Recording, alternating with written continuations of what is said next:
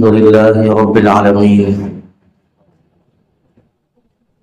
والعاقبة للمتقين والصلاة والسلام على سيد الأنبياء والمرسلين سيدنا محمد وعلى آله وأصحابه أجمعين أما بعد فأعوذ بالله من الشيطان الرجيم بسم الله الرحمن الرحيم إن الذين يبايعونك إنما يبايعون الله يد الله فوق أيديهم ومن نكث فإنما ينكث على نفسه وقال تعالى محمد رسول الله والذين معه أشداء على الكفار رحماء بينهم تراهم ركعا سجدا يبتغون فضلا من الله ورضوانا سيماهم في وجوههم من أثر السجود ذلك مثلهم في التوراة ومثلهم في الإنجيل وقال رسول الله صلى الله عليه وسلم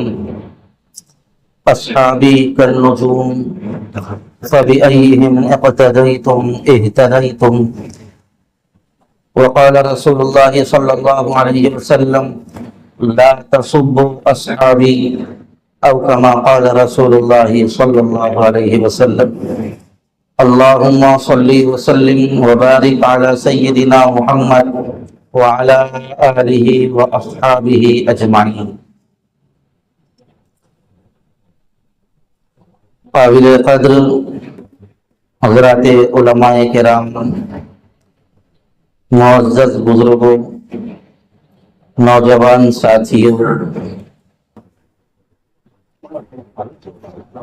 آج کا یہ ہمارا اجلاس شان صحابہ و اہل بیت اطہار رضی اللہ عنہم اجمعین کے عنوان پر منعقد ہو رہا ہے۔ بہت کم ایسا موقع ملتا ہے کہ مستقل حضرات صحابہ کرام کے عنوان پر جلسہ کیا جائے، اور ملت مسلمہ کا ایک بڑا طبقہ ایسا ہے جو حضرات صحابہ کے عنوان پر بولنے کو اور حضرات صحابہ کرام کے عنوان پر سننے کو تیار بھی نہیں ہوتا، بلکہ اچھے اس کی ضرورت محسوس نہیں کرتے۔ نتیجہ یہ ہوتا ہے کہ صحابہ سے دشمنی رکھنے والے اپنے پر پھیلانا شروع کر دیتے ہیں،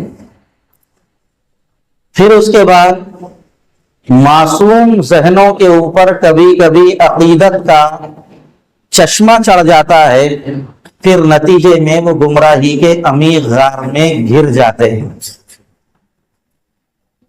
اس لیے حضرات صحابہ کرام رضوان اللہ علیہم اجمعین کا تذکرہ اور ان کی عظمتوں کے بیانوں کا سلسلہ وقفے سے ہوتا رہنا چاہیے۔ میں مبارکباد دینا چاہتا ہوں اس سرزمین کے علماء کرام کو، حفاظ اعظام کو، صحابہ کے تعلق سے اپنے دل کے اندر ایمانی جذبہ رکھنے والے نوجوانوں کو کہ جنہوں نے اس بات کی ضرورت محسوس کی اور اپنی ایمان کو جلا بخشنے کے ساتھ ساتھ اس شہر کے غیور مسلمانوں کے ایمان کو بھی جھنجھوڑنے کا کام کیا۔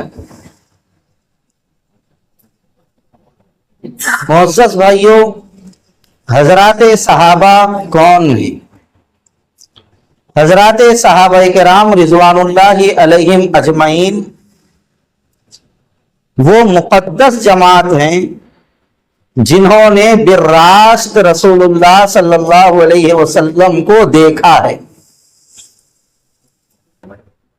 اگر ہم کسی بڑے انسان کو دیکھ لیں، کسی عالم کو دیکھ لیں، کسی اللہ کے ولی کو دیکھ لیں، تو ہم اپنا سر فخر سے اونچا کر کے بولتے ہیں میں نے فلاں عالم کو دیکھا ہے۔ اگر کوئی یہ کہے کہ میں نے رسول اللہ کو دیکھا ہے تو آپ اندازہ لگائیے اس سے زیادہ قابل عزت اور کون شخص ہوگا جس نے رسول اللہ صلی اللہ علیہ وسلم کو اپنے سر کی آنکھوں سے دیکھا ہے. لیکن دیکھنے میں بھی فرق ہوتا ہے. کوئی عقیدت سے دیکھا صحابی بن گیا، کوئی عداوت سے دیکھا منافق بن گیا. زاویہ نگاہ سے بھی عقیدہ بدل جاتا ہے. عقیدت سے دیکھو جنت مل رہی ہے، عداوت سے دیکھو جہنم تیار ہے. اس لیے حضرات صحابہ کرام رضوان اللہ علیہم اجمعین کے تعلق سے تمام اہل سنت و جماعت کا یہ متفقہ عقیدہ ہے. اہل سنت و جماعت کا یہ متفقہ عقیدہ ہے کہ ہر صحابی قابل تعظیم ہے، ہر صحابی قابل عزت ہے، ہر صحابی قابل توقیر ہے.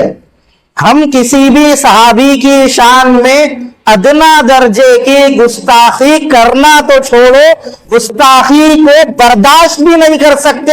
یہ ہمارا ایمان ہے. اگر کسی کے اندر اس مجمع میں جرأت ہے تو ہاتھ اٹھا کے بتائے میرے سامنے صحابہ کی شان میں گستاخی کی جائے گی میں برداشت کر لوں گا. اگر ہے کسی کے ایمان میں اتنی جرأت تو ہاتھ اٹھائے. تو ہر صحابی کے تعلق سے ہمارا یہ متفقہ عقیدہ ہے اہل سنت و جماعت کا کہ کسی بھی صحابی کی شان میں ہم ذرہ برابر بھی گستاخی نہیں کر سکتے، نہ گستاخی کو برداشت کر سکتے. بلکہ بنیادی طور پر آپ حضرات یہ بات ذہن میں رکھیں کہ صحابہ کے تعلق سے ہر مسلمان کو 4 عقیدے رکھنا ضروری ہے. کتنے عقیدے صاحب؟ ذرا بولیے کتنے عقیدے؟ 4 عقیدے رکھنا ضروری ہے. ابھی ہمارے حضرت مولانا دامت برکاتہم نے آپ کے سامنے پہلا عقیدہ بیان فرمایا کہ تمام کے تمام صحابہ عادل ہیں. الصحابۃ کلہم عدول، کہ تمام کے تمام صحابہ کیا ہیں صاحب؟ عادل ہیں. یعنی تمام کے تمام صحابہ انصاف پر ہیں. کوئی صحابی نہ خائن ہو سکتا ہے اور نہ کوئی صحابی انصاف سے ہٹ سکتا ہے. اور صحابہ ہٹیں گے بھی کیسے؟ کوئی آدمی کسی اللہ کے ولی سے تعلق رکھے تو وہ یہ سمجھتا ہے کہ اگر میرے سے ذرہ برابر بھی غلطی ہو جائے تو میں تو بدنام ہوگا ہی ہوگا، لیکن وہ اللہ والے کی نسبت خراب ہو جائے. تو یہ حضرات صحابہ جن کا تعلق رسول اللہ کی ذات سے ہے اور جن کی نسبت حضور کی ذات سے ہے، وہ صحابہ اگر ذرہ برابر بھی نعوذ باللہ خیانت کریں گے تو کیا ان کو یہ احساس نہیں ہوگا کہ رسول اللہ کی ذات کے اوپر بھی دھبا آئے گا؟ تو تمام کے تمام صحابہ عادل ہیں. کوئی بھی صحابی عدل سے ہٹا ہوا نہیں، انصاف سے ہٹا ہوا نہیں. میں اور آپ صورت دیکھ کر انصاف کے خلاف فیصلہ کر سکتے ہیں، لیکن کسی صحابی کی شان کے یہ بات مناسب نہیں ہے کہ وہ کسی بھی طریقے سے بے عدلی کا کام کریں. تو پہلا عقیدہ تو تمام صحابہ کے تعلق سے ہم لوگوں کو یہ رکھنا ہے کہ تمام کے تمام صحابہ کیا ہیں؟ عادل ہیں. دوسرا عقیدہ حضور کے صحابہ کے تعلق سے یہ رکھنا ہے کہ تمام کے تمام صحابہ جنتی ہیں. ہر صحابی نبی جنتی. یہ ہمارا عقیدہ ہے اہل سنت و جماعت. ہر صحابی نبی جنتی ہے. کیوں جنتی ہے؟ اللہ نے فرما دیا یہ جنتی ہیں. جب اللہ نے فرما دیا تو کسی کو روکنے کا یا تنقید کرنے کا یا کسی صحابی کے اوپر زبان دراز کرنے کا اختیار نہیں ہے. ہر صحابی جنتی ہے، بس بات ختم، جنتی ہے. اللہ ताला ने फरमा दिया रज़ी अल्लाहु अन्हुम व रज़ू अन, मैं इनसे राजी हो गया, वो मेरे से राजी हो गए, मामला खत्म है। शोहर से बीवी राजी, बीवी से शोहर राजी। तो अब बीच में जाके कोई उन दोनों के दरमियान इंतशार और खलफशार पैदा करने की कोशिश करे तो शोहर ये कहेगा कि भाई मेरा मेरी बीवी का मामला है, तुम कौन होते बीच में आने वाले। ये तो दुनिया की अदना दर्जे की मिसाल है जिनके अंदर लड़ाई झगड़ा बहुत आम है और जिनका झगड़ा होना फितरत का हिस्सा है। इतने मजमे में कोई है बोल सकता शादीशुदा ऐसा, आज तक मेरा और मेरी बीवी का कोई झगड़ा नहीं हुआ। अगर कोई बोल दे तो उससे बड़ा झूठा कोई भी नहीं।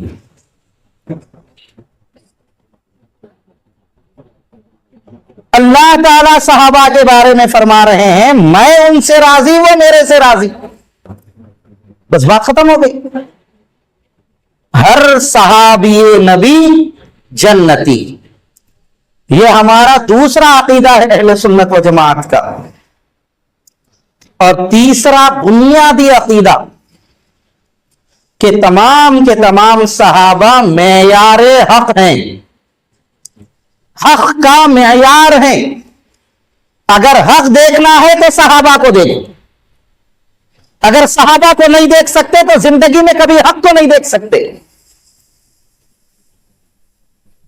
हक वालों की यही जमात है और ये हक पर हैं। कैसे पता चला? ना ये मेरी बात, ना आपकी बात, ना किसी वली की बात, ना किसी बुजुर्ग की बात, ना किसी सहाबी की बात। अल्लाह ने फरमा दिया उलाइका हुमुल मुमिनूना हक्का, यही लोग मेयारे हक हैं। ये कुरान से साबित है, मेयारे हक हैं। ईमान का मेयार सहाबा है, अमल का मेयार सहाबा है, तकवे का मेयार सहाबा है, बुजुर्गी का मेयार सहाबा है, शराफत का मेयार सहाबा है, करामत का मेयार सहाबा है, अजमत का मेयार सहाबा है। अगर बंदगी का भी मेयार देखना चाहो तो सहाबा है। नतीजा यहां तक है जिंदगी का मेयार भी सहाबा है। हर मुसलमान की जिंदगी का मेयार सहाबा है। इसलिए कि हम मुसलमान हैं, ये सहाबा के इस्लाम के पहुंचाने का नतीजा है। अगर हमारे दरमियान और रसूलुल्लाह के दरमियान से अब सहाबा को निकाल दो तो हम ना रसूलुल्लाह को पहचान सकते हैं, ना खुदा को पहचान सकते हैं, ना कुरान में तमीज कर सकते हैं, ना हदीस में तमीज कर सकते हैं, ना ये कुरान है पहचान सकते हैं, ना ये हदीस है जान सकते हैं। तो जितना दीन हमारे पास है वो सब का सब तुफैल है हजराते सहाबा का। ईमान तुफैल है सहाबा का, अकीदा तुफैल है सहाबा का, अकीदत तुफैल है सहाबा की, बसीरत तुफैल है सहाबा की, कुरान तुफैल है सहाबा का, अल्लाह के नबी का फरमान तुफैल है सहाबा का। जितना हमारे पास दीन है ये सब का सब सहाबा का तुफैल है। अगर आप सहाबा को दरमियान से निकाल देंगे तो ना आप रसूलुल्लाह तक पहुंच सकते हैं, ना अल्लाह तक पहुंच सकते हैं।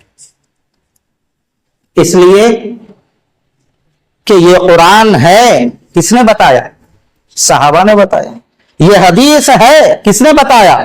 सहाबा ने बताया। ये नमाज है, सहाबा ने बताया। नमाज ऐसे पढ़ी जाती है, सहाबा ने बताया। नमाज में तुम रफुल यदैन करते हो, यह भी सहाबा ने बताया। नमाज में तुम रफुल यदैन नहीं करते हो, यह भी सहाबा ने बताया है। यह नमाज है, सहाबा ने बताया। ज़कात कैसा देना है, सहाबा ने बताया। रोजा कैसा रखना है, सहाबा ने बताया। हज कैसा करना है, सहाबा ने बताया। अल्लाह की मोहब्बत कैसी होनी चाहिए, सहाबा ने बताया। रसूलुल्लाह से इश्क कैसा होना चाहिए, सहाबा ने बताया। दीन का कमाल कैसा होना चाहिए, सहाबा ने बताया। दीन के ऊपर कैसा जमना चाहिए, सहाबा ने बताया। दीन की मेहनत कैसा करना चाहिए, सहाबा ने बताया। और दीन को कितना पसंद करना चाहिए, सहाबा ने बताया। हुजूर चलते कैसा थे ये भी सहाबा ने बताया है, हुजूर खाते कैसा थे ये भी सहाबा ने बताया है, हुजूर पीते कैसा थे ये भी सहाबा ने बताया है, सरकार कंघी कैसे करते थे सहाबा ने बताया, सरकार चप्पल कैसा पहनते थे सहाबा ने बताया, सरकार सोते कैसा थे सहाबा ने बताया, सरकार की गुफ्तगू का अंदाज क्या था सहाबा ने बताया, सरकार के राज क्या थे सहाबा ने बताए, सरकार के अंदाज क्या थे सहाबा ने बताए, सरकार की वफा क्या थी सहाबा ने बताया, सरकार की जफा क्या थी सहाबा ने बताया, सरकार किन चीजों से खुश होते थे सहाबा ने बताया, जिंदगी का हर हर अमल हुजूर के सहाबा ने बताया, सरकार के सर में कितने बाल सफेद थे, दाढ़ी में कितने बाल सफेद थे सहाबा ने बताया है।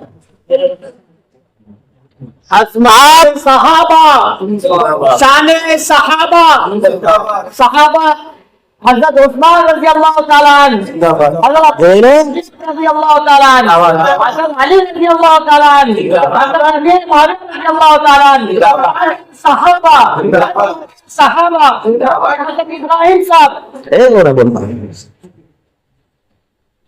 इसलिए कि सहाबा के हम गुलाम हैं, मेरा नाम नहीं बोलना, सहाबा के हम गुलाम हैं, तो गुलाम का तस्करा अपने बड़ों के साथ बेअदबी है।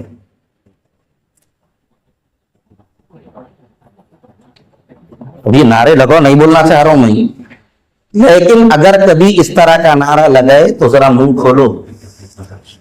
पूरा बोलने के वास्ते लोग वहां मुंह बंद नहीं कर रहे, तो हम हक बोलने के वास्ते कहीं मुंह नहीं खोलेंगे। एक बार तो तमाम का तमाम जो दीन हम तक पहुंचा है वो सहाबा का तुफैल है। पर यकीन है नहीं है इस बात पे? तो 3 अकीदे मैंने अब तक आपको बतलाए। पहला अकीदा क्या है साहब? तमाम सहाबा आदिल हैं। दूसरा अकीदा है तमाम के तमाम सहाबा जन्नती हैं। और तीसरा अकीदा है तमाम के तमाम सहाबा मेयार हक हैं, हक का मेयार है, ईमान का मेयार है। कुरान में अल्लाह ने फरमाया, क्या फरमाया? वइज़ा क़ील लहुम आमिनू कमा आमनन नास, ईमान उस तरह लाओ जिस तरह सहाबा ने ईमान लाया है। अगर सहाबा के ईमान लाने के अंदर तुम्हारे अंदर जर्रा बराबर भी शक है या तुम्हारा ईमान सहाबा के ईमान की तरह नहीं है, तो तुम्हारे ईमान का भी हमारे पास कोई एतबार नहीं। ये कुरान के अल्फाज, ये कुरान के अल्फाज हैं। कुरान ने कहा ईमान का मेयार सहाबा है, तो सहाबा की तरह ईमान लाना जरूरी है। और अगर कोई सहाबा ही को बुरा बोल दे तो उसका ईमान हम नहीं बोलते, फैसला आपके हाथ में। तो तमाम के तमाम सहाबा मेयारे हक हैं। और चौथा अकीदा हमारा ये है अहले सुन्नत व जमात का, तमाम अहले सुन्नत व जमात का, चाहे वो फातिहा दिलाता हो या ना दिलाता हो, चाहे वो जमात में जाता हो या ना जाता हो, चाहे वो रफुल यदैन करता हो ना करता हो, तमाम अहले सुन्नत व जमात का मुत्तफिका अकीदा है कि हर सहाबी तनकीद से बालातर है। हर सहाबी तनकीद से बालातर है। किसी भी सहाबी की शान में हम गुस्ताखी नहीं कर सकते, किसी भी सहाबी की शान में हम तनकीद नहीं कर सकते। अगर खुदा ना खास्ता मेरे वालिद ने कोई ऐसा काम किया जो बज़ाहिर लोगों को बुरा लगा, बज़ाहिर लोगों को बुरा लगा, लेकिन मेरे वालिद अपनी जगह पर हक हैं, अपनी जगह हक पर हैं वो, लेकिन लोगों को बुरा लग रहा है। अगर कोई आपसे आकर ये कहे कि भाई तुम्हारे वालिद ने ये काम किया है, हमें अच्छा नहीं नजर आ रहा है, तो आप क्या कहेंगे? वो मेरे बाबा है, जो करे करे, बात खत्म, तू कौन होता बोलने वाला? भैया हमारी बात है या नहीं? तो नबी के सहाबा के अमल पर उंगली उठाने वाला कौन होता है? तो सहाबी नबी तनकीद से बालातर है। ہم کسی بھی صحابی کی شان میں ذرہ برابر بھی گستاخی نہیں کر سکتے. انہوں نے جو کیا وہ ان کا معاملہ ہے, ہمارا معاملہ نہیں ہے. ہم ان کے درمیان فیصلہ کرنے کا اختیار نہیں رکھتے, بلکہ آپ یہ بات, اگر میرا یہ جملہ بھی اگر آپ یاد رکھ لیں تو میں سمجھتا ہوں میری تقریر کا حق ادا ہو گیا. صرف یہی ایک جملہ, صحابہ کے بارے میں اندھا عقیدہ ہمارا ہے. اندھا عقیدہ. کیا اندھا عقیدہ؟ وہ نبی کے صحابی ہیں, جنتی ہیں, بات ختم. بات ختم. انہوں کیا کرے, انہوں کس سے لڑے, ان کی کس سے بحث ہوئی, ان کے ساتھ کیا کیا معاملہ ہوئے, ہمارے کو نہیں معلوم. صحابی ہے نہیں ہے. کوئی بھی آ کے آپ کے سامنے کسی بھی صحابی کے بارے میں کوئی بات بتائے, ایک ہی سوال, صحابی ہے نہیں ہے؟ ایک ہی سوال. کیا سوال کریں گے ہم؟ صحابی ہے نہیں ہے؟ صحابی ہے, بات ختم ہو گئی. اچھا, کیوں بات ختم ہو گئی؟ کیوں بات ختم ہوئی؟ میں بہت نیچے اتر کے آپ حضرات کے ذہن میں بات بیٹھ جائے اس اعتبار سے گفتگو کر رہا ہوں. کیوں بات ختم ہو گئی؟ وہ صحابی ہیں, بات ختم. کیوں بات ختم؟ اس لیے کہ جو بھی آدمی صحابی بنتا ہے وہ عمل سے نہیں بنتا. صحابی کوئی بھی عمل سے نہیں بنتا. میں پوری زندگی عبادت کر لوں اللہ تعالیٰ کی, ایک لمحہ بھی میرا گناہ مجھ سے نہ ہو, ایک لمحہ بھی مجھ سے گناہ نہ ہو, ایک نظر بھی میں نے اللہ کے علاوہ غیر اللہ کے اوپر نظر نہ اٹھائی, مسجد کو چھوڑ کر میں نے کبھی مسجد کے باہر قدم نہیں رکھا پوری زندگی, اس کے باوجود بھی میں صحابی نہیں بن سکتا. دنیا کا کوئی بڑے سے بڑا اللہ کا ولی ادنا سے ادنا درجے کے صحابی کو مرتبے کو بھی نہیں پہنچ سکتا. یہ تمام کے تمام اہل سنت و جماعت کا متفقہ عقیدہ ہے. میں اہل سنت کے متفقہ عقیدے کی بات بار بار آپ کے سامنے عرض کر رہا ہوں. تمام کے تمام صحابہ کا کوئی مقابلہ نہیں کر سکتا, اس لیے کہ کوئی عمل کی وجہ سے صحابی بنا ہی نہیں. اور صحابی بنا کیسے؟ وہ نگاہ مصطفیٰ کے فیضان سے بنا ہے. صحابی بنا نگاہ مصطفیٰ کے فیضان سے. ایمان لایا حضور پر, نظر پڑ گئی مصطفیٰ کی, بن گیا صحابی. عمل کرے نہ کرے بات ختم. عمل کرے نہ کرے بات ختم, صحابی ہے. بھائی جب صحابی ہے, حضور نے پسند کیا ہے, تو میری تمہاری کیا اوقات ہے ان کے بارے میں بولنے کی؟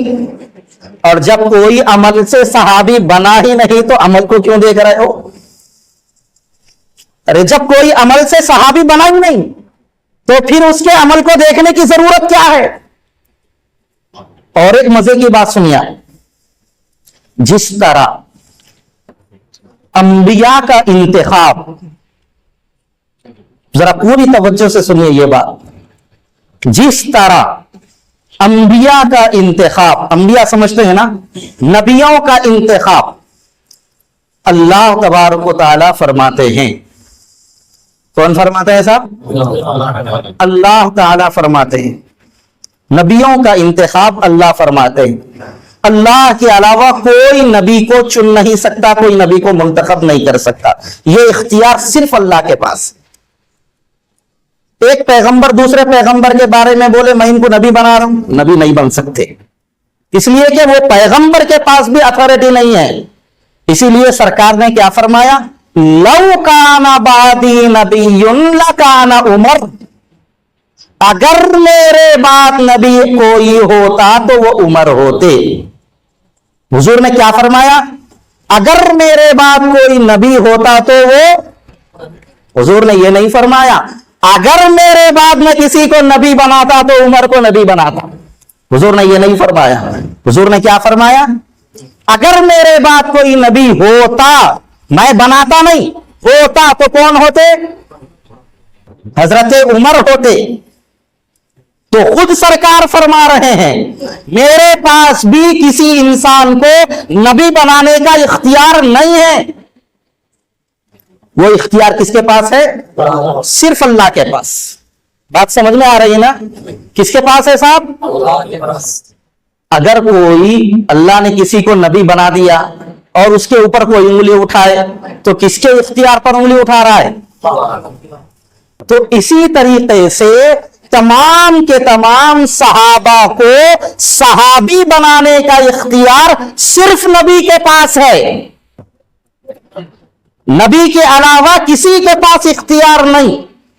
جس طرح نبیوں کا انتخاب اللہ فرماتا ہے ایسے ہی صحابہ کا انتخاب نبی فرماتے ہیں. اور نبی کے علاوہ کسی کے پاس یہ اختیار نہیں ہے کہ وہ کسی کو صحابی بنا دے. جب نبی نے صحابی بنا دیا کسی کو اور وہ نبی کے صحابی بنانے کے بعد کوئی اس صحابی کے اوپر انگلی اٹھائے تو وہ کس کے اوپر انگلی اٹھا رہا ہے؟ ارے بولو صاحب, کس کے اوپر انگلی اٹھا رہا ہے؟ کس کے اوپر؟ اور اگر کوئی ہمارے آقا و مولا تاجدار بقا حضرت سیدنا محمد رسول اللہ صلی اللہ علیہ وسلم, جن کے اوپر ہمارا ایمان قربان, ہمارا مال قربان, ہماری جان قربان, ہماری اولاد قربان, ہمارا سب کچھ قربان, ایسے نبی کے انتخاب پر اگر کوئی انگلی اٹھائے تو کیا اس کو برداشت کیا جائے گا؟ کیا اس کو اختیار ہے انگلی اٹھانے کا؟ چاہے وہ کوئی بھی ہو, میں ہوں, آپ ہو, یہاں تک کہ اگر میرا باپ بھی کیوں نہ ہو اس کی انگلی مروڑ دی جائے گی اور یہ کہا جائے گا تو نگاہ مصطفیٰ کے اوپر انگلی اٹھا رہا ہے کسی کی ماں نے ایسا لال جنا ہے تو لائے وہ نگاہ مصطفیٰ کے اوپر انگلی اٹھا کے بتائے. بغض میں, دشمنی میں کہاں سے کہاں تک پہنچ رہے ہیں کوئی احساس نہیں ہے, کوئی احساس نہیں. زبان اٹھائے, تارخ کو لگا دیے, بول دیے. میرا ایک عہدہ ہے, آپ کا ایک عہدہ ہے, آپ کا ایک منصب ہے, آپ کا ایک وقار ہے, لیکن میرے وقار سے بھی بڑا کسی کا وقار ہے. میں اپنے سے بڑے وقار کے بارے میں زبان درازی نہیں کر سکتا.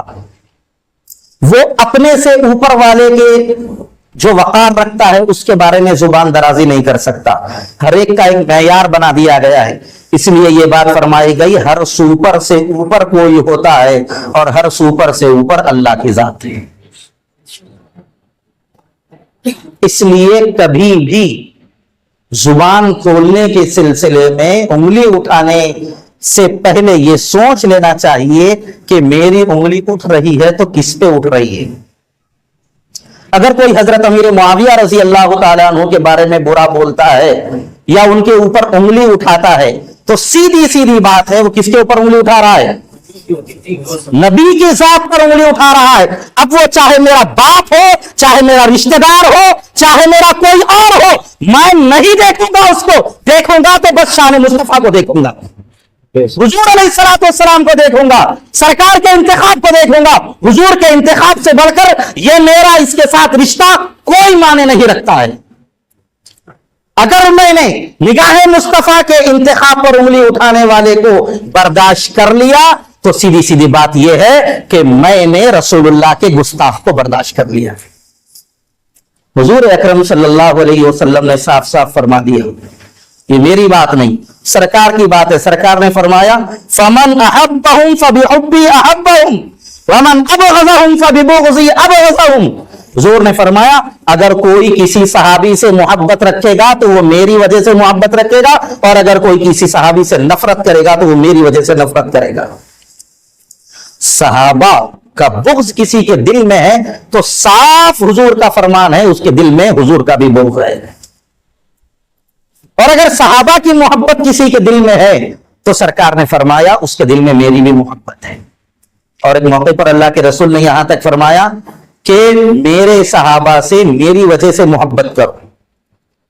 حضور نے فرمایا اس لیے کہ تم میں سے جو بھی صحابہ سے محبت کرے گا گویا وہ مجھ سے محبت کرے گا, اور جو مجھ سے محبت کرے گا وہ اللہ سے محبت کرے گا. اور جو مجھ سے نفرت کرے گا وہ اللہ سے نفرت کرے گا, اور جو صحابہ سے نفرت کرے گا وہ مجھ سے نفرت کرے گا. بلکہ حضور علیہ الصلوۃ والسلام نے یہاں تک فرمایا اللہ اللہ. جمعہ کے ہر جمعے کے خطبے میں آپ سنتے ہوں گے اللہ اللہ فی اصحابی لا تتخذوهم غرضا من بعدی. اللہ اللہ یعنی اتقوا اللہ, اللہ سے ڈرو صحابہ کے بارے میں, میرے صحابہ کے بارے میں اللہ سے ڈرو. کیوں فرمایا حضور نے؟ کیوں فرمایا؟ صحابہ کے بارے میں ڈرنے کی ضرورت کیا تھی؟ کیوں فرمایا حضور نے؟ حضور نے اس لیے فرمایا میرے بعد کچھ لوگ آئیں گے جو صحابہ کی شان میں گستاخی کریں گے, تو ایسی صورت میں اپنے ایمان کو سنبھالو, ایسی صورت کے اندر اپنے عقیدے کو سنبھالو. اس لیے حضور نے فرمایا میرے صحابہ کے بارے میں اللہ سے ڈرو.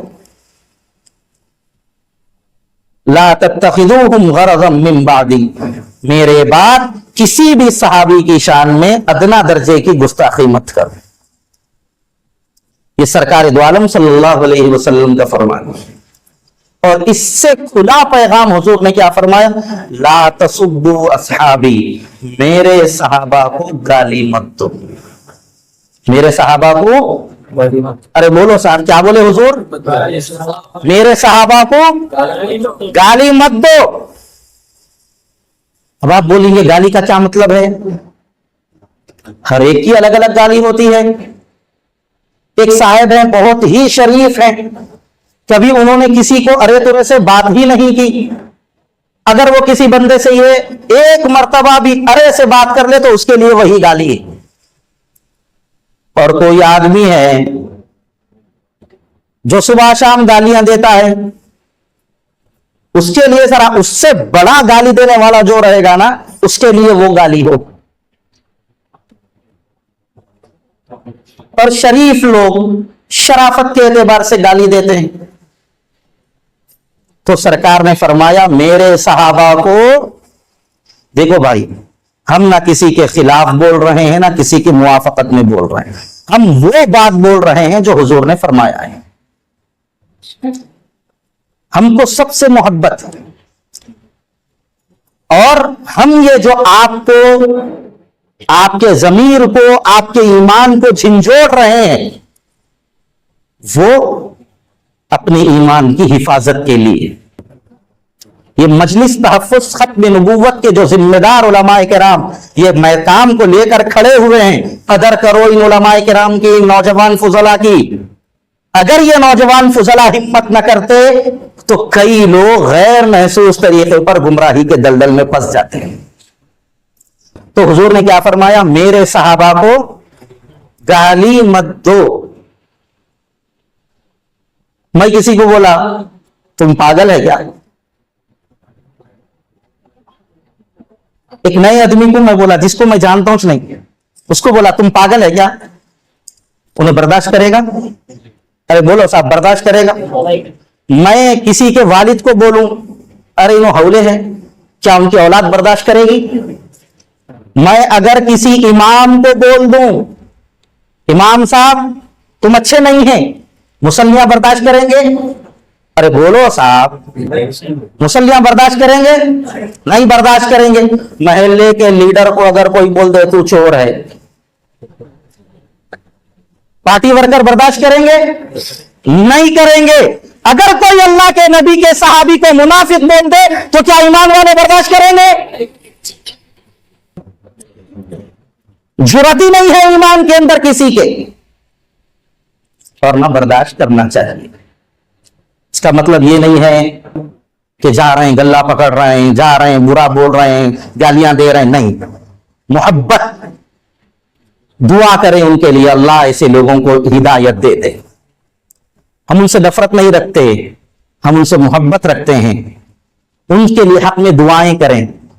انہوں نے حق کو پانے کے لیے ایک غلط راستے کا انتخاب کیا ہے, ہم ان کے حق میں دعائیں کریں. تو بہرحال میرے بھائیوں, یہ چوتھا عقیدہ صحابہ کے تعلق سے ہم لوگوں کو رکھنا ہے کہ ہر صحابی تنقید سے بالا تر ہے. کسی بھی صحابی کو ہم برا نہیں بول سکتے. اب یہ صحابی یہ کرے، وہ صحابی وہ کرے، یہ صحابی وہ کرے. یاد رکھیے صحابہ کے جو مشاجرات ہیں، آپس میں جو صحابہ کے درمیان نا اتفاقیاں ہوئی ہیں، وہ صحابہ کا معاملہ ہے.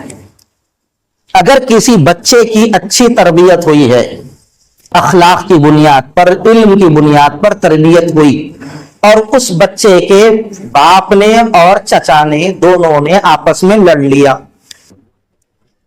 اب وہ شریف بچہ کس کو برا بولے گا؟ چاچا کو برا بول سکتا ہے؟ نہیں بول سکتا. باپ کو برا بول سکتا ہے؟ نہیں بول سکتا. ایسی صورت کے اندر اس بچے سے جا کے پوچھے، ارے بھائی تم باپ کو حق سمجھتے، چچا کو حق سمجھتے؟ انہیں یہ بولے گا میں کسی کے بارے میں کچھ نہیں بولتا، دونوں میرے بڑے ہیں. یہی تو بات ہوگی. تو صحابہ کرام رضوان اللہ علیہم اجمعین کے درمیان بھی جو مشاجرات ہوئے ہیں، جو کبھی کبھی ان کے درمیان جو بھی معاملہ ہوا ہے، اس کے تعلق سے ہمارا عقیدہ اہل سنت کا یہی بتایا گیا ہے، خاموش رہو. ہمارے کو نہیں معلوم. ہمارے کو کیا معلوم؟ انہوں صحابی ہے، انہوں جنتی ہے، اتنا ہی معلوم. اس سے بڑھ کے ہمارے کو کچھ بھی نہیں معلوم. اور اگر زبان آپ کھولیں گے، آپ کو کوئی انعام نہیں دے گا، آپ کو کوئی تحفہ نہیں دے گا، آپ کی کوئی تعریف نہیں کرے گا، بلکہ عزت ذلت میں بدل جائے گی، محبت دشمنی میں بدل جائے گی، توقیر تحقیر میں بدل جائے گی. اس لیے کہ مشہور ہے سورج کی طرف تھوکنے والے کا تھوک کس کے اوپر گرتا ہے؟ تھوکنے والے کے اوپر گرتا ہے. تو ہمارا عقیدہ ہے کہ ہر صحابی تنقید سے بالاتر ہے. ہر صحابی، بعض لوگ بولتے ہیں ارے صحابہ کو اتنا برا بول رہے آپ، صحابہ سے نعوذ باللہ زنا بھی ہو گیا. یاد رکھیے آپ یہ بات، ہم مانتے ہیں اس میں کوئی شک نہیں، حدیث کی کتابوں میں ہے، لیکن صحابہ نے اپنی طرف سے یہ قدم نہیں اٹھایا. امت کی تعلیم کے لیے اللہ تعالیٰ نے حضرات صحابہ سے یہ کام کروایا تاکہ قیامت تک آنے والی انسانیت کو دین کے احکام کا پتہ چلے، اور یہ پتہ چلے حضور اکرم صلی اللہ علیہ وسلم اپنے صحابہ سے لاکھ درجے کی محبت رکھنے کے باوجود بھی جب اللہ کے حکم کا معاملہ آ گیا تو سرکار نے اپنے صحابہ کی بھی رعایت نہیں فرمائی. ایک مرتبہ ایک صحابیہ کے بارے میں مشہور ہو گیا، اور ایک صحابی کے بارے میں بھی مشہور ہوگا، روایتیں مختلف ہیں. حضرت معاذ اسلمی رضی اللہ تعالیٰ عنہ کے بارے میں بھی ہے، اور ایک خاتون صحابیہ کے بارے میں بھی ہے کہ ان سے ایک ایسی غلطی ہو گئی جس کی وجہ سے اللہ کے رسول صلی اللہ علیہ وسلم نے فرمایا ان کو کنکر مار کے ہلاک کر دو. جب ان کو کنکر مارا جا رہا تھا تو ایک شخص نے یہ کہا، جب ان کا خون اچھلا تو ایک شخص نے ذرا ناپسندیدگی کا اظہار کیا اور یہ کہا کہ بھئی یہ زناکار کا خون ہے. ناپسندیدگی کا، کراہت کا اظہار کیا.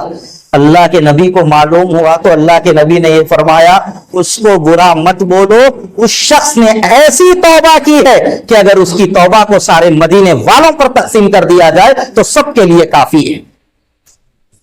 ارے بھائی وہ گناہ کر کے بھی کامیاب ہیں، تم نیکی کر کے صحابہ کو بولو گے تو ناکام ہو جاؤ. اور صحابہ حضور کے زمانے کے ہیں، ہم 1400 سال کے بعد آ کے فیصلہ کرنے والے کون ہوتے ہیں؟ ہم کون؟ اچھا، اور یہ فیصلہ کرنا ہمارے ایمان کا حصہ بھی نہیں ہے. فیصلہ کرو گے تو تمہارا ایمان مانا جائے گا، اور فیصلہ نہیں کرو گے تو تم پکے مومن نہیں رہو گے. ایسی بات بھی نہیں ہے. جب بات ہی نہیں ہے تو الجھنا کیوں؟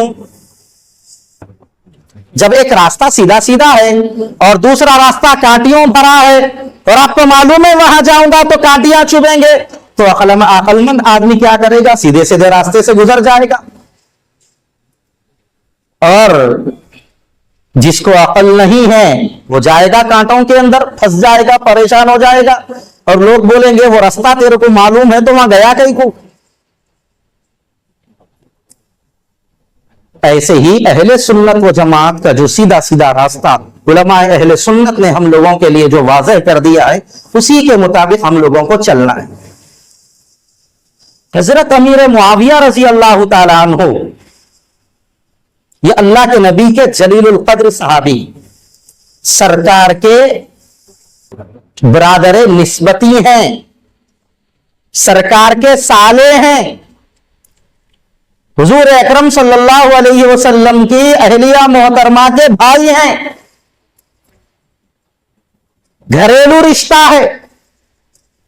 حضور علیہ الصلوۃ والسلام نے ان کے بارے میں فرمایا،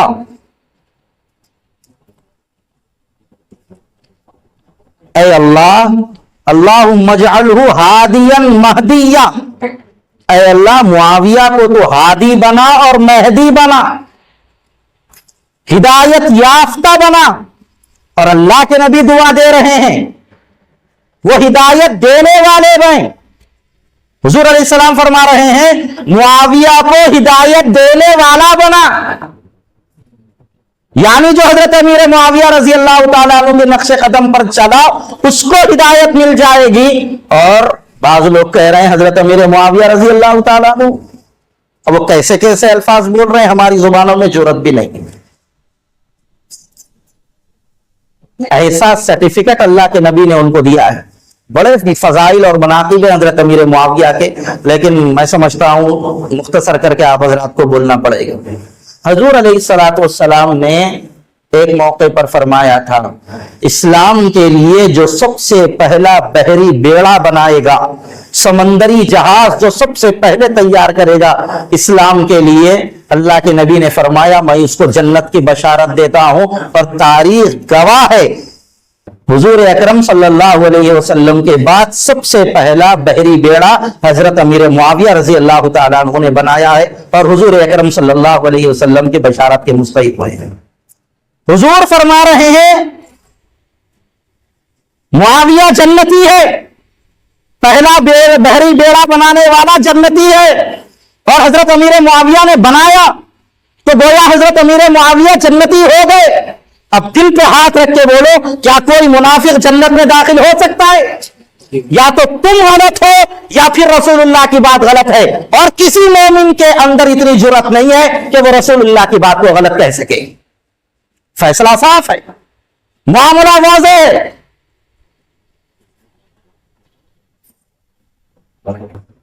ایسے موقع پر صحابہ کی ان جرأتوں کو دیکھنا چاہیے جو صحابہ نے حق کے مقابلے میں اپنے کسی عزیز کو بھی برداشت نہیں کیا۔ میدان جنگ تھا، ختم ہو گیا۔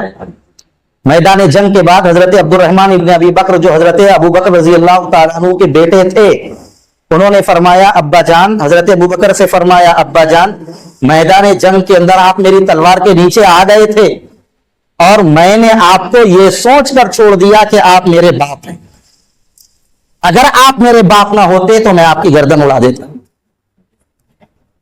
یہ سننا تھا۔ حضرت ابو بکر رضی اللہ تعالیٰ عنہ نے فرمایا کہ عبد الرحمن تم نے یہ سوچ کر چھوڑ دیا کہ میں تمہارا باپ۔ اس وقت تک وہ ایمان نہیں لائے تھے ان کے بیٹے۔ تو حضور نے فرمایا عبد الرحمن اگر تم میری تلوار کے نیچے آتے تو میں یہ سوچ کر نہیں چھوڑ دیتا کہ تم میرے بیٹے ہو، بلکہ یہ کہہ کر تمہاری گردن اڑا دیتا کہ تم سرکار کے گستاخ ہو۔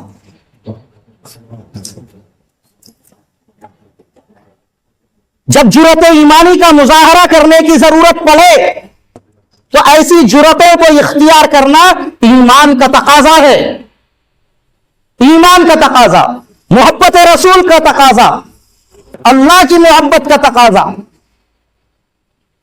حضرت امیر معاویہ رضی اللہ تعالیٰ عنہ بڑے جلیل القدر صاحب، اللہ کے نبی صلی اللہ علیہ وسلم نے ان کو کتابت وحی کے عظیم منصب پر فائز فرمایا تھا، وحی کو لکھنے کے منصب پر۔ میرے پاس کوئی قیمتی اور رازدارانہ کوئی بات ہے تو کیا میں ہر غیرے کو بلا کے بول دوں گا؟ مجھے کوئی قیمتی بات کرنا ہے، اپنے بارے میں کچھ بولنا ہے تو میں ہر کسی کو بول دوں گا؟ نہیں بول سکتا۔ میں دیکھتا ہوں کہ اعتماد کس کے اوپر ہے، میں اسی کو وہ بات کہوں گا۔ اللہ کے طرف سے آنے والا کلام اور وحی اللہ کے نبی صلی اللہ علیہ وسلم نے ہر کسی کو اس کا ذمہ دار نہیں بنایا تھا لکھنے کے لیے. حضرت ابوبکر بھی تھے, حضرت عمر بھی تھے, حضرت عثمان بھی تھے, حضرت علی بھی تھے, کئی صحابہ کرام تھے. اللہ کے رسول صلی اللہ علیہ وسلم نے چند صحابہ کرام کو منتخب فرمایا تھا کتابت وحی کے لیے. اس کے اندر حضرت امیر معاویہ رضی اللہ تعالیٰ عنہ بھی تھے. فضائل بہت زیادہ ہیں. کبھی کبھی انسان کسی کی محبت میں کسی کی دشمنی کا شکار ہو جاتا ہے, تو اسی لیے اسلام نے یہ فرمایا محبت بھی اعتدال سے کرو, دشمنی بھی سوچ سمجھ کے کرو. کس سے دشمنی کر رہے ہیں, اس دشمنی کا کیا انجام ہوگا. بہرحال صحابہ کے تعلق سے ایک بات یہ ہو گئی. دوسری بات مختصر انداز میں, تھک گئے شاید آپ حضرات, ایک مرتبہ درود شریف پڑھ لیجیے, قریب قریب آ جائیں. انشاءاللہ مختصر بات کر کے ختم, ضروری بات تھی وہ تو ہو گئی.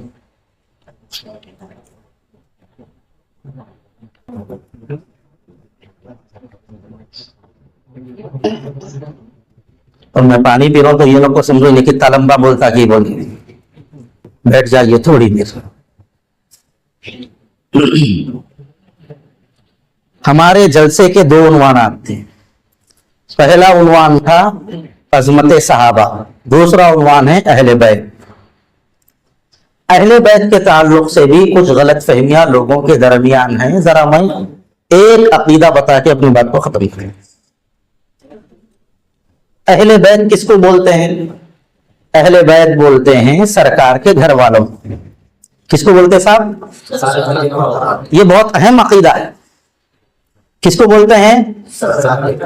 سرکار کے گھر والوں کو کیا بولتے ہیں؟ اہل بیت. اب سرکار کے اہل بیت میں کون کون داخل ہیں؟ سرکار کے اہل بیت میں سرکار دو عالم صلی اللہ علیہ وسلم کی تمام بیویاں داخل ہیں. سرکار کی تمام بیویاں اہل بیت میں داخل ہیں. سرکار کی تمام اولاد اہل بیت میں داخل ہیں. سرکار کے تمام نواسے نواسیاں اہل بیت میں داخل ہیں. حضرت عباس کا سارا گھرانہ اہل بیت میں داخل ہے. حضرت جعفر کا سارا گھرانہ اہل بیت میں داخل ہے. حضور اکرم صلی اللہ علیہ وسلم کے جتنے رشتہ دار ہیں, خونی رشتہ دار, سب اہل بیت میں داخل ہیں. کتنی بات سمجھ میں آ گئی؟ سرکار کی تمام بیویاں, 9 بیویاں, 11 بیویاں, سب اہل بیت میں داخل. یہ ہمارا عقیدہ ہے اہل سنت و جماعت. بعض لوگ یہ عقیدہ رکھتے ہیں اہل بیت کے تعلق سے کہ اہل بیت میں صرف 5 لوگ ہیں. کتنے لوگ ہیں؟ صرف 5 لوگ اہل بیت میں داخل ہیں. کون کون؟ حضرت علی رضی اللہ عنہ, حضرت فاطمہ رضی اللہ عنہ, حضرت حسن اور حضرت حسین رضی اللہ عنہما, اور سرکار. یہی 5 لوگ اہل بیت میں داخل ہیں. اور ان 5 کے مجموعے کو کہتے ہیں پنجتن پاک. کیا بولتے ہیں صاحب؟ آپ نے بھی سنا ہوگا پنجتن پاک کے صدقے میں ہماری دعاؤں کو قبول فرما. دعا کرتے ہیں لوگ, ٹھیک ہے, ٹھیک ہے, کوئی حرج نہیں, کوئی گناہ بھی نہیں, کر سکتے ہیں. ہمارا عقیدہ ہے اللہ کے ولیوں کے وسیلے میں دعا کرنا چاہیے, ہم بھی کرتے ہیں. آپ کے پاس بھی حضرت شیر سوار رحمت اللہ علیہ, دعا کیجیے ان کے وسیلے سے, بالکل جائز ہے, کوئی حرج نہیں ہے. تو پنجتن پاک, یہ علموں کے اوپر پنجہ لگاتے ہیں. 11ویں کرتے ہیں تو 11ویں کے جھنڈے کے اوپر بھی پہلے پنجہ لگاتے تھے, اب ذرا ذرا ہوتے ہوتے ختم ہو گیا, اب لائٹاں لگا رہے ہیں. پہلے پنجہ لگاتے تھے, وہی ایک ہاتھ کا پنجہ. یہ پنجتن پاک کی نشانی سمجھتے تھے لوگ, اور یہ عقیدہ رکھ کے لگاتے تھے کہ ہمارے گھر کے اوپر پنجتن پاک کا سایہ ہے. وہ نشانی تھی پنجتن پاک کی، یہاں تک ٹھیک ہے، کوئی مسئلہ نہیں، لیکن یہی 5 لوگ اہل بیت میں داخل ہیں، ان کے علاوہ دوسرے اہل بیت میں داخل نہیں، یہ عقیدہ غلط ہے۔ اکثر لوگوں کو یہی سمجھایا جا رہا ہے کہ یہی 5 لوگ اہل بیت میں داخل ہیں۔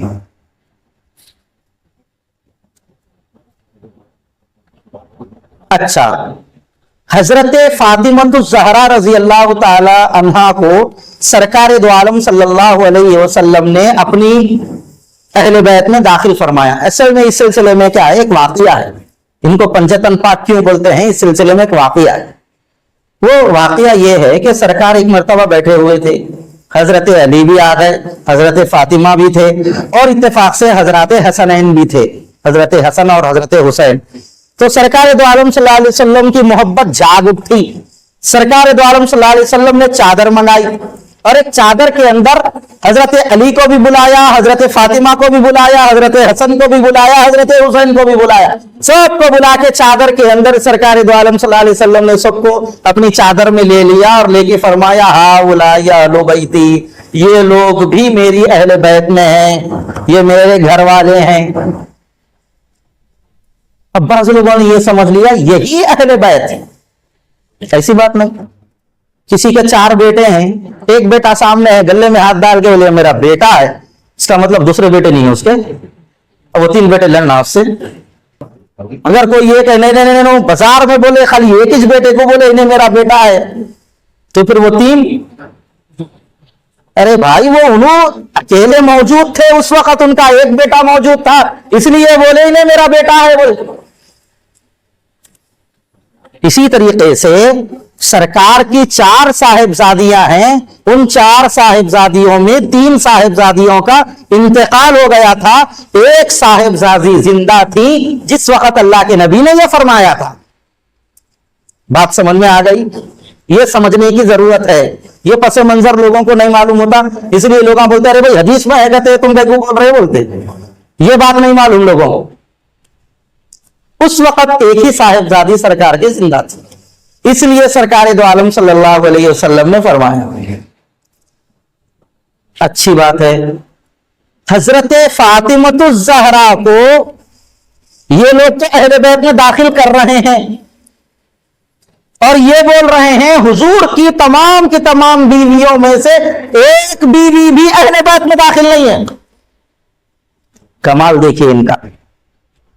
حضرت فاطمہ الزہرا بیٹی ہیں حضرت خدیجہ الکبریٰ کی، اماں اہل بیت میں داخل نہیں کہتے، بیٹی اہل بیت میں داخل کہتے، اماں نہیں سو بیٹی کہاں سے ہوئی؟ سمجھنے والی بات ہے نا۔ سرکار دو عالم صلی اللہ علیہ وسلم نے سب سے پہلا نکاح حضرت خدیجہ الکبریٰ سے کیا، اور بہت محبت فرماتے تھے حضرت خدیجہ الکبریٰ سے، بلکہ آخر تک فرماتے تھے مجھے خدیجہ یاد آتے ہیں، اور حضرت فاطمہ کے بارے میں فرماتے تھے یہ میرے جگر کا ٹکڑا ہے۔ تو بیٹی کو تو اہل بیت میں داخل اور ماں کو خارج، یہ کون سی عقل مندی ہے؟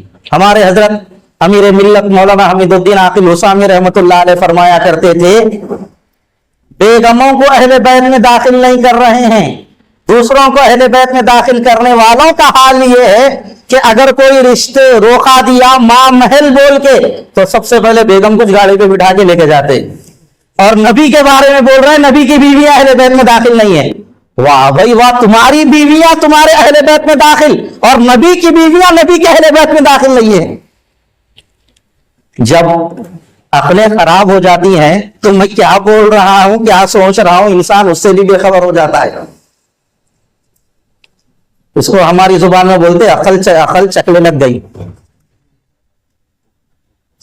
تو تمام کے تمام ازواج، یہ میں بہت اہم عقیدہ آپ کو سمجھا رہا ہوں، تمام کے تمام ازواج مطہرات اہل بیت میں داخل، تمام بیویاں اہل بیت میں داخل، تمام بیٹیاں اہل بیت میں داخل، تمام اولاد اہل بیت میں داخل، سرکار کے بچپن میں جو صاحبزادے دنیا سے رخصت ہو گئے وہ بھی اہل بیت میں داخل، سب اہل بیت میں داخل ہیں۔ اس لیے اس کو محدود نہیں کرنا چاہیے، हुजूर अलैहिस्सलाम की बीवियों को अहले बैत में दाखिल नहीं करते हैं। उलमाए किराम यहाँ पर हैं तो इनकी लज्जत के लिए ये वाकया सुना के अपनी बात को खत्म कर रहा हूं। अहले बैत में सरकार की बीवियों को दाखिल नहीं कर रहे हैं, और इस वाकये की वजह से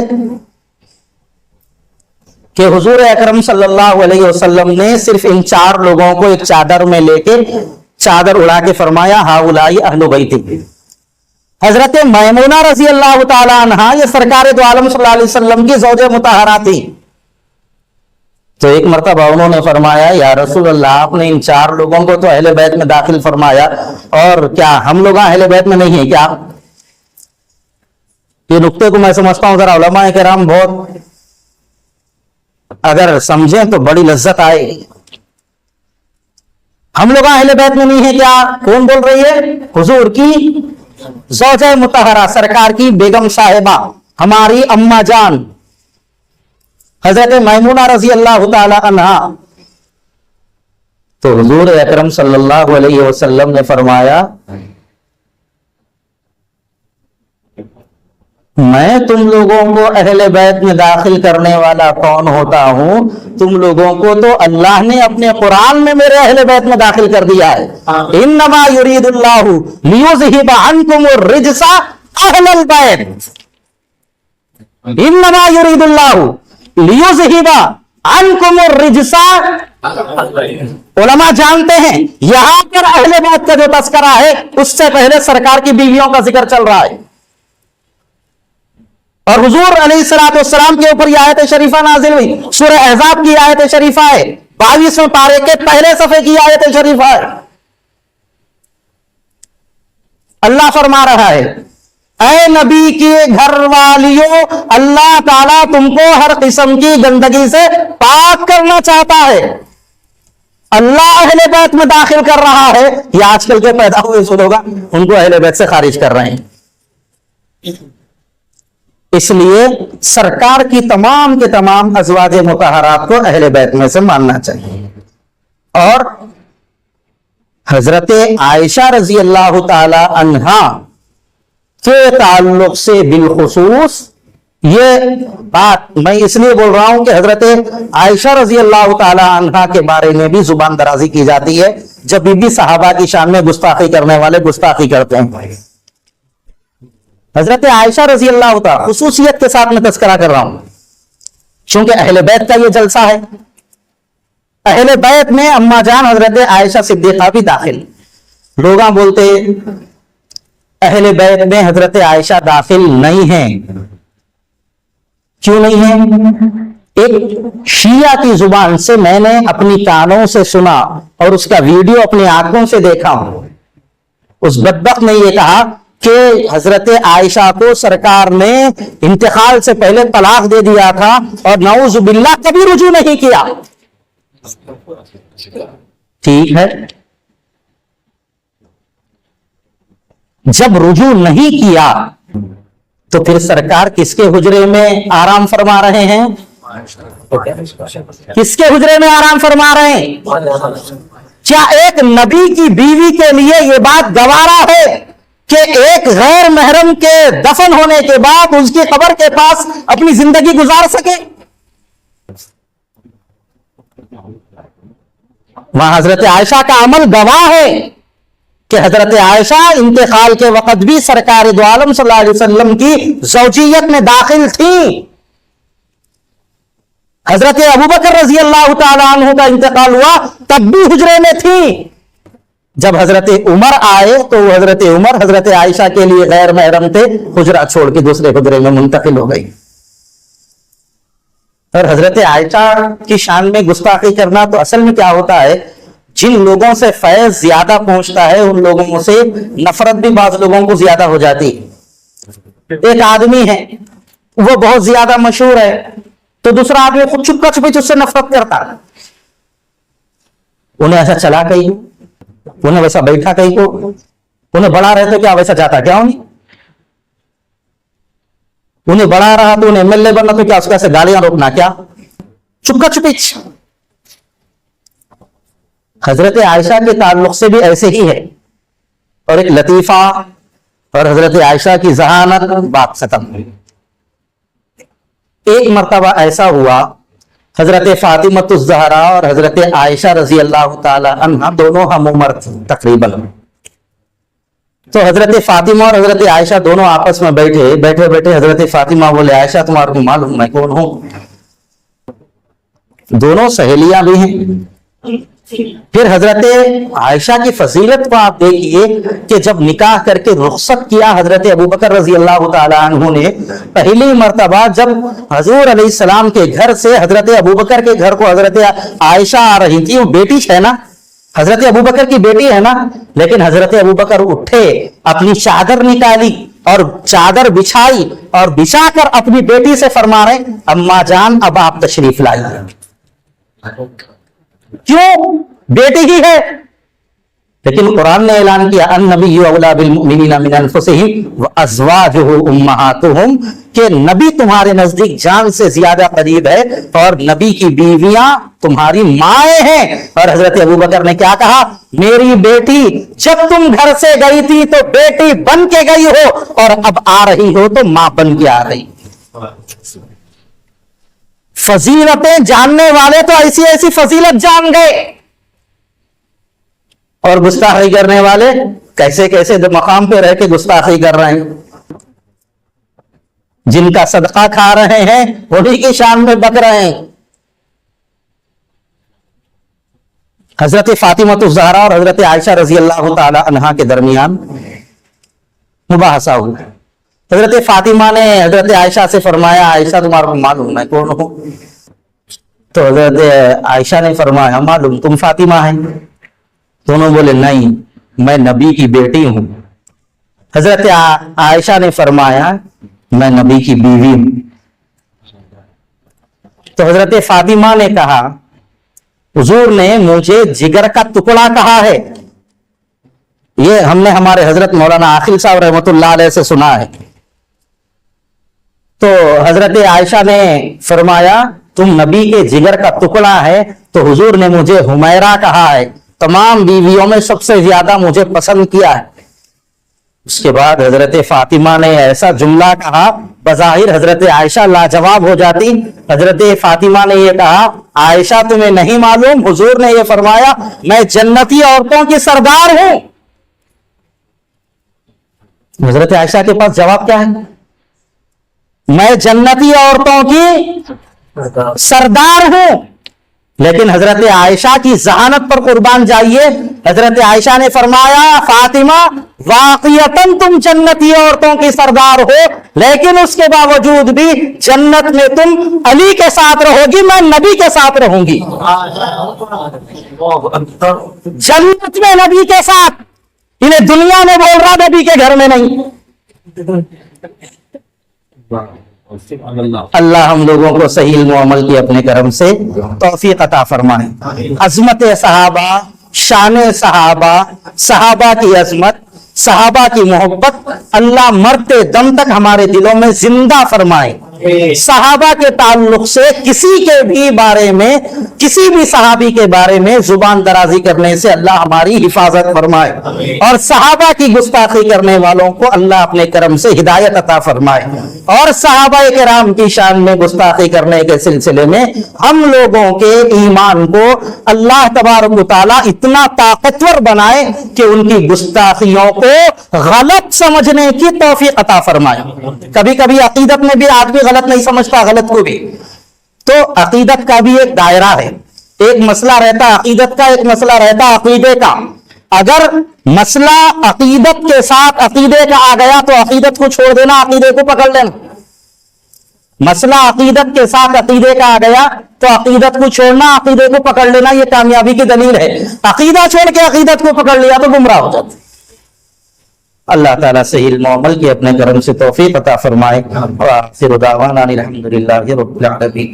اللہ آپ لوگوں کو خوب جزائے خیر عطا فرمائے کہ آپ لوگوں نے صحابہ کی شان کو سننے کے لیے اتنی دیر تک اپنے آپ کو آپ حضرات نے بٹھایا اور سمجھا، سنا، سنجیدگی کے ساتھ آپ حضرات نے سماعت کیا. آپ حضرات کا بھی بے حد شکریہ. اور آپ حضرات کی طرف سے میں یہاں کی مجلس تحفظ ختم نبوت کے تمام علماء کرام کا، اس سے وابستہ ایک ایک فرد کا شکریہ ادا کرتا ہوں کہ ایسے حساس موقع پر ان حضرات نے قدم اٹھایا۔ آپ حضرات کا کام یہ ہے علماء کا ساتھ دو، جب بھی یہ جہاں بھی، جس میدان میں بھی، جس مقام پر بھی، جہاں بھی یہ بلائیں، ان کا ساتھ دو۔ ختم نبوت کا کام یہ ہمارے ایمان کا کام ہے، صحابہ کی عقیدت، صحابہ کی ناموس کی حفاظت کا کام یہ ہمارے ایمان کا کام ہے۔ یہ علماء ہمارے ایمان کو بچانے کی محنت کر رہے ہیں، ان کے بارے میں برا مت بولو، ان کے بارے میں برا مت سمجھو، ان کو کوئی الگ ٹیم مت سمجھو، ان کو کوئی الگ جماعت مت سمجھو۔ یہ ہم سب کی طرف سے سرکار دو عالم صلی اللہ علیہ وسلم کے تاج ختم نبوت کی حفاظت کا کام کر رہے ہیں۔ ان کی قدر کرو، ان کو سر پہ بٹھاؤ، ان کو محبت کرو۔ اللہ ہم لوگوں کو عمل کی توفیق عطا فرمائے۔